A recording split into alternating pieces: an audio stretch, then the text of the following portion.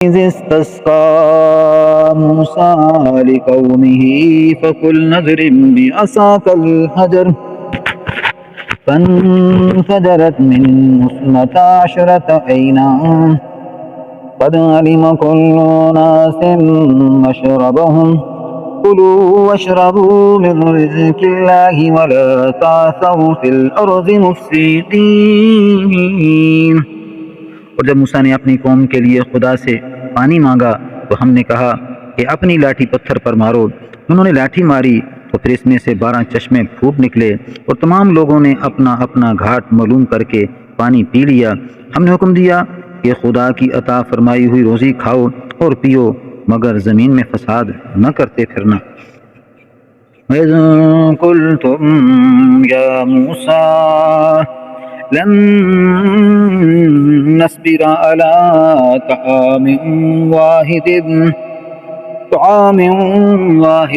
فادع لنا ربك يخرج لنا مما تنبت الأرض من بقلها وكثائها وفومها وعدسها وبصلها قال أتستبدلون الذي هو أدنى بالذي هو خير اهبطوا مصرا فإن لكم ما سألتم فضربت عليهم الذلة والمسكنة وباءوا بغضب من الله ذلك بأنهم كانوا يكفرون بآيات الله ويقتلون النبيين بغير الحق ذلك بما عصوا وكانوا يعتدون۔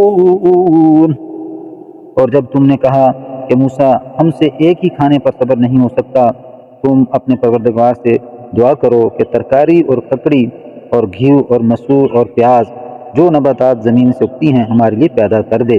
انہوں نے کہا بھلا عمدہ چیزیں چھوڑ کر ان کے عوض ناقص چیزیں کیوں چاہتے ہو؟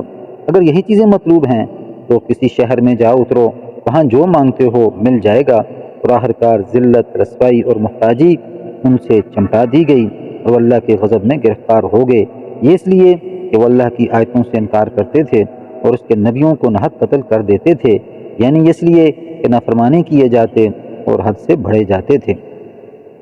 إن الذين آمنوا والذين هادوا والنصارى والصابين من آمن بالله واليوم الآخر وعمل صالحا فلهم أجرهم عند ربهم ولا خوف عليهم ولا هم يحزنون۔ جو لوگ مسلمان ہیں یا یہودی یا عیسائی یا ستارہ پرست، یعنی کوئی شخص کسی قوم و مذہب کا ہو جو اللہ تعالیٰ اور روز قیامت پر ایمان لائے گا اور نیک عمل کرے گا تو ایسے لوگوں کو ان کے اعمال کا صلہ اللہ تعالیٰ کے ہاں ملے گا اور قیامت کے دن ان کو نہ کسی طرح کا خوف ہوگا اور نہ وہ غمناک ہوں گے۔ وَإِذْ أَخَذْنَا مِيثَاقَكُمْ وَرَفَعْنَا فَوْقَكُمُ الطُّورَ خُذُوا مَا آتَيْنَاكُمْ بِقُوَّةٍ وَاذْكُرُوا مَا فِيهِ لَعَلَّكُمْ تَتَّقُونَ۔ اور جب ہم نے تم سے عہد کر لیا اور کوہ طور کو تم پر اٹھا کھڑا کیا اور حکم دیا کہ جو کتاب ہم نے تم کو دی ہے اس کو زور سے پکڑے رہو اور جو اس میں لکھا ہے اسے یاد رکھو تاکہ عذاب سے محفوظ رہو۔ ثم تولیتم من بعد ذلک فلولا فضل اللہ علیکم ورحمتہ لکنتم من الخاسرین۔